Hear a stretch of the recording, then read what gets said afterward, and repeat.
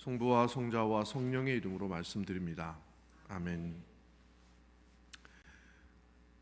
우리는 이 십자가의 길을 걸어가면서 십자가의 의미가 나와 동떨어진 다른 의미가 아니라 바로 나의 고통에 가지고 있는 의미가 바로 십자가의 의미다라고 하는 사실을 우리는 예수님의 행적과 예수님의 말씀을 깊이 깨달으면서 점점점 더 확신하게 됩니다. 즉 우리는 우리 고통의 길이 바로 십자가의 길인데, 내가 고통을 감내하고 선택하고 그리고 그것을 수용하는 것, 이것이 십자가의 길이다라고 하는 것을 알 수가 있습니다.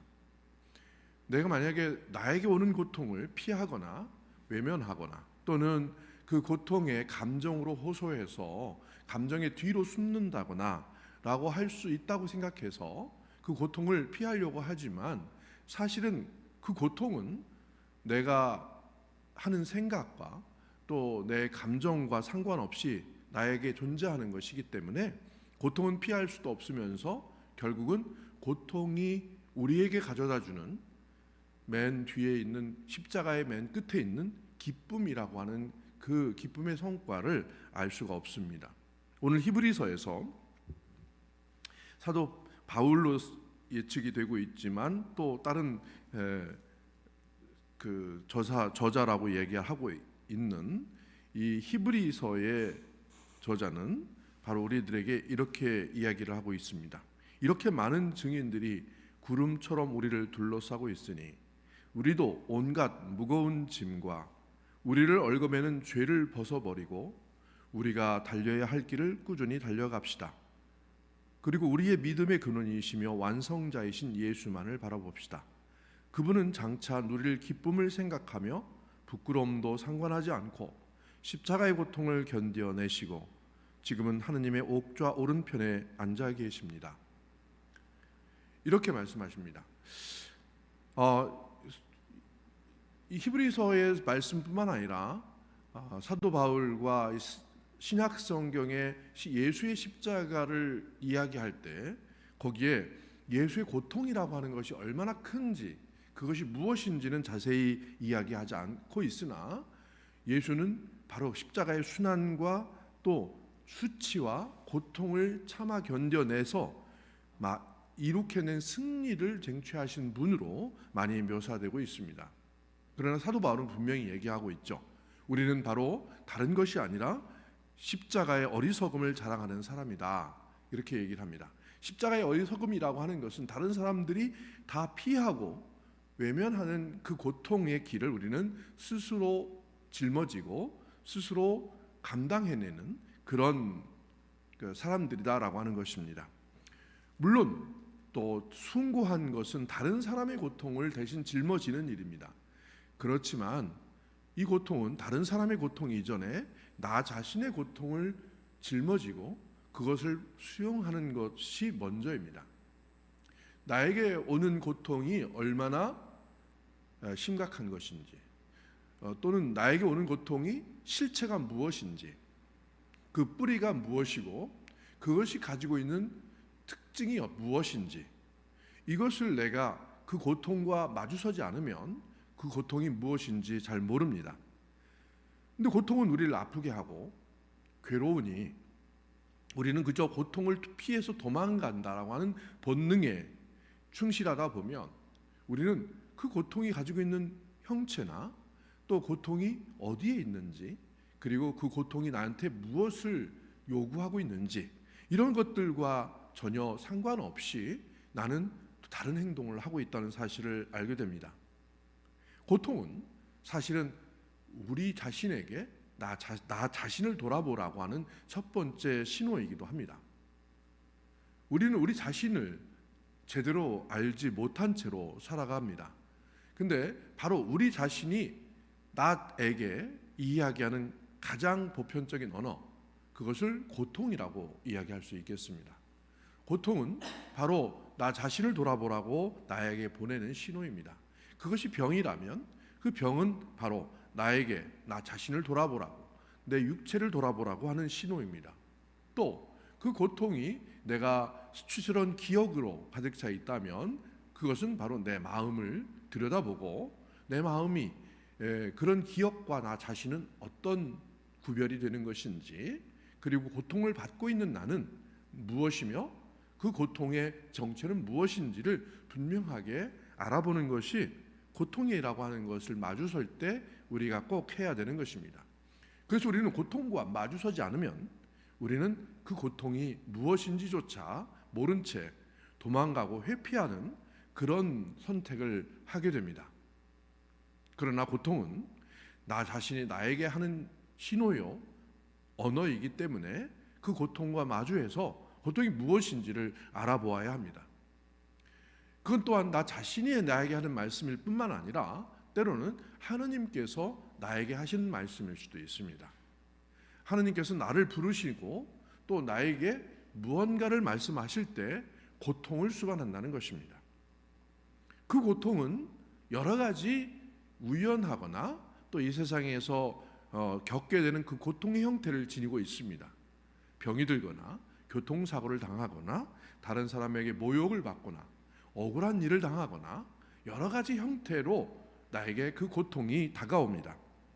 그런데 그 고통을 마주하고 그 고통이 무엇인지를 똑바로 본다면 그곳에서도 하느님의 말씀이 그 고통을 통해서 나에게 하시는 메시지가 있다는 것을 우리는 알게 됩니다.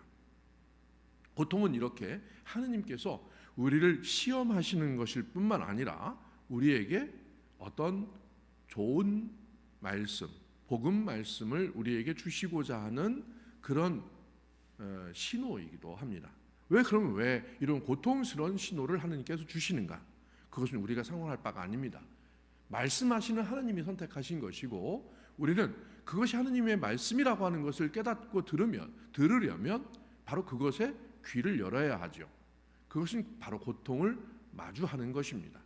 고통을 피하거나 고통으로부터 도망치려고 하는 것이 아니라 고통을 마주서는 것이 우리에게 가장 중요한 일인 것을 알게 됩니다. 그럼 우리는 고통이 나에게 이야기하는 것이 무엇이고 고통을 통해서 하나님께서 나에게 보내는 메시지와 부르심이 무엇인지를 알게 됩니다. 그래서 우리는 고통을 수용할 수 있게 됩니다. 고통을 수용해야만 우리는 고통으로부터 승리를 얻어낼 수 있습니다. 우리가 이겨야 할 가장 중요한 대상, 우리가 만약에 꼭 이겨야 한다면 바로 그 고통과의 싸움에서 이기는 것입니다.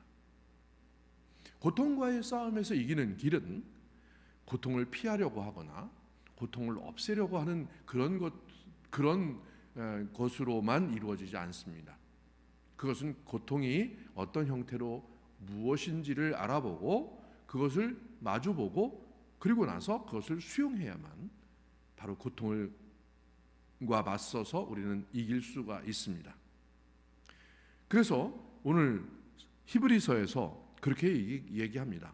우리의 믿음의 근원이시며 완성자이신 예수만을 바라봅시다.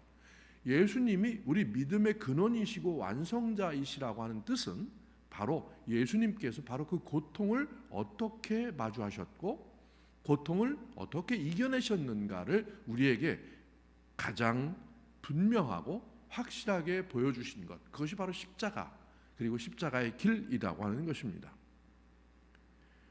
성서는 바로 그 일을 기록해 놓고 있습니다. 아주 분명하고 그리고 예수님께서 그것을 그 상황에서 어떤 말씀을 하셨는지로 아주 분명하게 기록해 놓고 있습니다. 오늘 제자들과 함께 마지막 만찬을 할 때에 예수님의 여러 가지 행동을 통해서도 예수님은 그러한 마지막 만찬 잔치 자리에서도 예수님은 고통을 향해서 걸어가고 있는 자기 자신의 모습을 또 자기 자신의 목표를 흐트러뜨리지 않고 제자들과 함께 가려고 제자들에게 그 길로 계속 초대를 합니다. 그러나 제자들, 그때까지 예수님을 따라왔던 제자들, 그 제자들도 결국 그 길 끄트머리에 십자가 앞에서 전부 다 흩어져 버리고 만다는 것을 우리는 성서를 통해서 알 수 있습니다. 즉 제자들이 떠났다라고 하는 이야기는 우리도 그 고통 앞에서 어느 누구도 나를 지지하거나 또 나를 도와줄 사람이 없는 고통, 즉 외로움의 고통의 끄트머리에 가서는 그 외로움의 고통에 던져진다는 것입니다. 아마 우리는 모두 다 가장 외로운 채로 이 세상을 떠날 것입니다. 그것이 어떤 형태로 됐든지 간에 우리는 어느 누구도 대신할 수 없는 죽음의 길을, 죽음의 문을 우리가 열고 들어가는 그 끄트머리에 우리도 서게 될 것이라는 것입니다.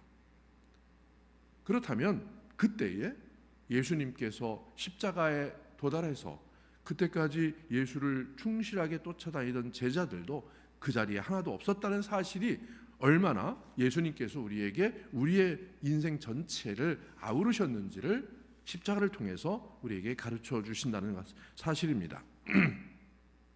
그래서 예수님은 제자들과 함께 끝까지 가고자 했으나 제자들은 하나둘 떠납니다. 그 중에 제일 먼저 예수를 떠나고 배반한 제자가 바로 가룟 사람 유다였습니다. 유다가 밖으로 나갔더니 때는 밤이었다. 이렇게 이야기하는 그 복음의 메시지를 우리는 읽었습니다. 유다는 빵을 받은 뒤에 곧 밖으로 나갔다. 때는 밤이었다. 이렇게 이야기하고 있습니다. 유다는 바로 제자들이 예수님과 함께 있으면서 그 예수님이 걸어가야 할 고통의 길에 갇혀 있는 다락방, 그 다락방의 고통의 방을 피해서 도망간 것입니다. 우리가 내 인생을 통해서 예수님을 따라간다라고 하는 사실은 결국 예수님이 걸어가셨던 길처럼 우리는 기다란 고통의 통로를 빠져나가야 하는 그 길을 걸을 수밖에 없다는 사실입니다. 그러나 유다는 그 방을 빠져나가기를 그 옆문을 통해서 밖으로 빠져나갔습니다. 그러나 유다는 그것이 이 고통을 피해서 도망간 선택이었지만 바깥은 어둠으로 가득 찬 밤이었습니다. 우리의 선택이 고통을 피해서 도망갈 때 바로 우리의 선택이 바로 유다와 같은 선택을 한다는 사실입니다. 나 자신을 배반하는 길, 그것이 바로 유다입니다. 저는 어느 해에 성수요일 날 설교를 하다가 너희 가운데 나를 팔아넘길 사람이 하나 있다 라고 하는 말씀에서 그 하나가 바로 나라고 하는 이 단어로 구성되어 있다는 사실을 깨달았습니다. 그 하나는 바로 나로부터 비롯된다는 사실입니다. 예수님이 왜 너희 가운데 나를 팔아넘길 사람이 하나 있다 라고 말씀하셨는지, 왜 하나를 지적하셨는지, 우리말로는 그것이 하나로 번역된 그 신비가 왜 있는지는 잘 모르겠으나, 그러나 나에게는 우리말로 되어 있는 하나 있다라고 하는 이 말이 바로 유다가 선택한 그 배반의 길, 또 밖으로 빠져나간 길, 그것이 내가 늘 선택하는 고통을 피해서 선택하는 길이었구나 라고 하는 사실을 느끼고 바로 그 말씀이 나한테 주시는 말씀이구나 라고 하는 깨달은 적이 있습니다. 우리는 어쩌면 예수 그리스도의 십자가의 길을 바라볼 때에 예수님이 당한 그 길이 나의 고통과 상관이 없는 것으로 생각할 수 있습니다. 그러나 사실은 예수님이 그 십자가의 고통을 몸소 겪으시고 마침내 그 십자가의 길, 죽음의 길의 끝에서 십자가에 매달려 죽으신 그 모습을 우리에게 보여주시는 것은 바로 우리가 이 땅에서 이겨내가야 할 가장 중요한 대상이 고통이며, 그 고통을 통해서 바로 우리는 기쁨이라고 하는 승리의 면류관을 우리는 받을 수 있다라고 하는 사실을 예수님으로부터 배울 수 있다라고 하는 사실입니다. 십자가의 길은 다른 데 있지 않고 바로 내 인생 한가운데 놓여 있는 길이다. 라고 하는 사실을 우리는 다시 한번 생각해 보게 됩니다. 십자가의 길이 가져다 주는 고통이 바로 내가 이제까지 피하고 도망쳐왔던 고통의 길인지도 모르겠습니다. 내 마음 한가운데로 걸어 들어가신 예수 그리스도의 고통의 길이 바로 내가 감내해야 하고 내가 지고 가야 할 십자가의 길임을 이번 성주환을 통해서 하느님의 은혜 가운데 깨달을 수 있기를 바랍니다. 성부와 성자와 성령의 이름으로 말씀드렸습니다. 아멘.